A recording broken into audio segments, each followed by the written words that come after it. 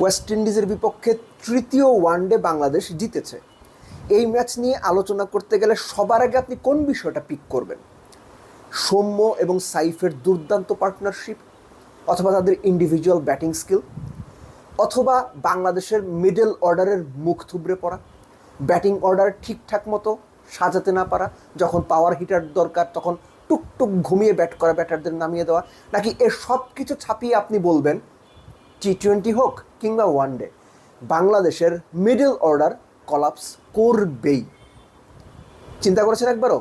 চিন্তা করাটা জরুরি। ঠিক একই সঙ্গে বাংলাদেশের ড্রেসিং রুম কালচারটা কোন দিকে আছে, কোন দিকে যাচ্ছে, কাদের নিয়ন্ত্রণে রয়েছে, কারা ড্রেসিং রুম নিয়ন্ত্রণ করছেন, কাদের চাহিদা মতো ইচ্ছা মতো সব কিছু হচ্ছে, এটাও আলোচনা করা জরুরি।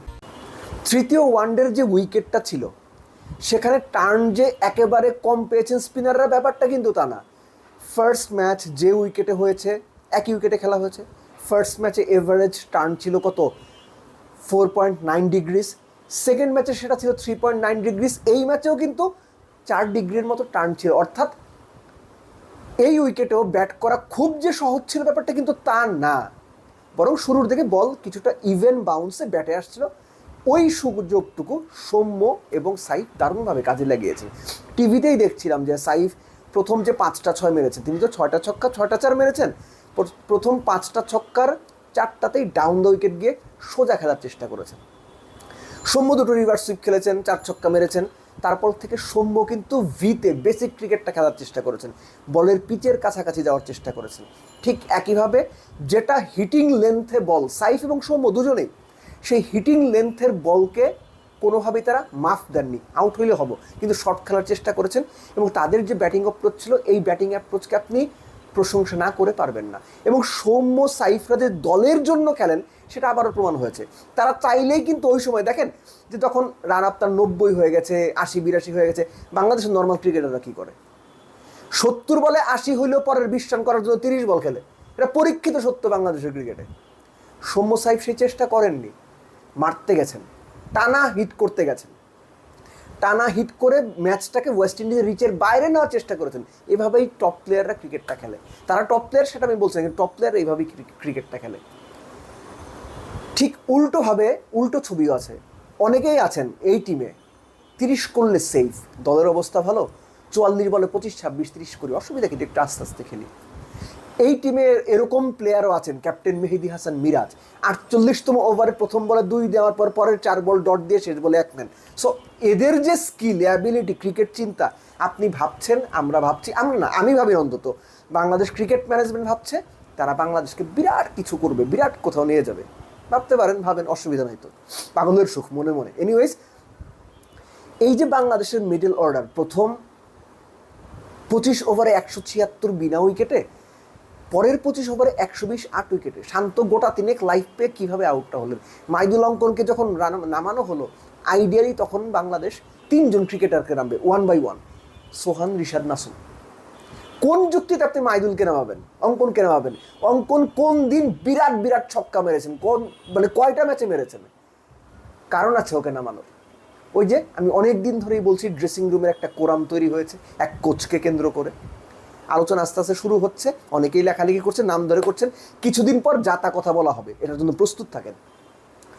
শুধু তাই না, মেহেদী হাসান মিরাজ নিজেকে নামাতে নামাতে একদম ডাউন দ্য অর্ডারে নিজেকে নিয়ে গেছেন। ফাইন, নাসুমকে আগে নামানোর সিদ্ধান্ত, আমি এটা অ্যাপ্রিসিয়েট করি। কিন্তু নুরুল হাসান সোহানকে কেন আপনি 8 নম্বরে নিয়ে নামাবেন, 9 নম্বরে নিয়ে নামাবেন? নুরুল হাসান সোহান কোন যুক্তিতে পাওয়ার হিটার হিসেবে মাইদুল অঙ্কনের সাথে পিছিয়ে? আমি এই যুক্তিটা আসলে বুঝি না। সেই যুক্তি বুঝি না বলে আমি বলছি মাইদুল অঙ্কনকে যখন নামানো হলো, যে কোনো বিবেচনা তার আগে রিশাদকে নামানো উচিত ছিল। সো এগুলো হচ্ছে ক্রিকেট রুমের, ড্রেসিং রুমে বসে ক্রিকেটের সো কল্ড উর্বর মাথার থিঙ্ক ট্যাঙ্ক যারা আছেন তাদের বাজে চিন্তার ফল। আর এই বাজে চিন্তার ফল বাংলাদেশ ক্রিকেটকে অধঃপতনে নিয়ে যাচ্ছে। সাইফ, সৌম্য, আবারও বলছি, চেষ্টা করলে বাংলাদেশের অন্যদের মতো টুকটুক করে সেঞ্চুরি করে নিতে পারতেন। সৌম্য খারাপ খেলতে পারে, সৌম্য বাদ পড়তে পারে। সৌম্য তার এন্টায়ার ক্যারিয়ারে কখনো কোনো দিন 50 করার লোভে খেলে নাই, আমি অন্তত দেখিনি 100 করার লোভে খেলে নাই, দলের জন্য খেলছে। অনেকেই আছে বাংলাদেশের টপ প্লেয়াররাও আছে, অনেকে নিজের কথা চিন্তা করে খেলে গেছেন। এনিওয়েজ বাংলাদেশ জিতেছে, এটা অনেক বড় ব্যাপার। ওয়েস্ট ইন্ডিজকে হারানো ওই রকম একটা বাজে ফর্ম থেকে এসে গুড, ভালো হয়েছে। কিন্তু যে ধরনের টিম পারফরমেন্স আমরা দেখলাম, এই ম্যাচও যেভাবে মিডল অর্ডার কলাপস করলো, এটা অবশ্যই খুব অ্যালার্মিং সাইন। এবং ড্রেসিং রুমে যারা ডিসিশন নিচ্ছেন তারা সত্যিকার অর্থে আধুনিক যুগের ক্রিকেটের ডিসিশন নেওয়ার মতো যোগ্যতা রাখেন কিনা, এটা নিয়ে আমার মধ্যে সিরিয়াস দ্বিধা রয়েছে।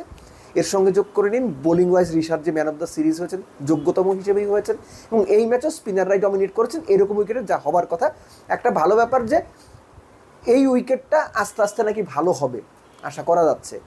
সো আমরাও আশা করছি উইকেট ভালো হবে, ভালো উইকেটে বাংলাদেশের ব্যাটাররা খেলবে। ঠিক যেভাবে সৌম্য এবং সাইফ ব্যাট করেছেন, তাদের ব্যাটিং দেখে মনে হয়েছে যে ব্যাট করা কত সোজা, আসলে তো সোজা ছিল না, তারা অবিশ্বাস্য রকমের ভালো ব্যাট করেছেন, তাদের ওই অ্যাপ্রিসিয়েটটুকু আমাদের করতে হবে। বাদ বাকি যারা করেছেন ভাই, আপনারা জাতা ব্যাট করেছেন, জঘন্য ব্যাট করেছেন, এবং অনেকে তো নিজের জন্য খেলে পুরো খেলাটাকে নষ্ট করেছেন। যেখানে রান হওয়ার কথা 350, সেখানে আপনার 300 করতে পারেনি। সবসময় আমরা বলি 20টা রান কম হয়েছে, 30টা রান কম হয়েছে, এই ম্যাচে ভাই 50টা রান কম হয়েছে। এ দায় কার? এই দায় মাহিদুল ইসলাম অঙ্কনের, এই দায় মেহেদী হাসান মিরাজের, এই দায় তাওহিদ হৃদয়ের, এই দায় নাজমুল হোসেন শান্তর। মেহেদী হাসান মিরাজের দায় আমি কেন দিচ্ছি? তিনি তো পড়ে গিয়ে আসলে পারবেন না, এজন্য নিজেকে নিচে নামিয়ে এনেছেন।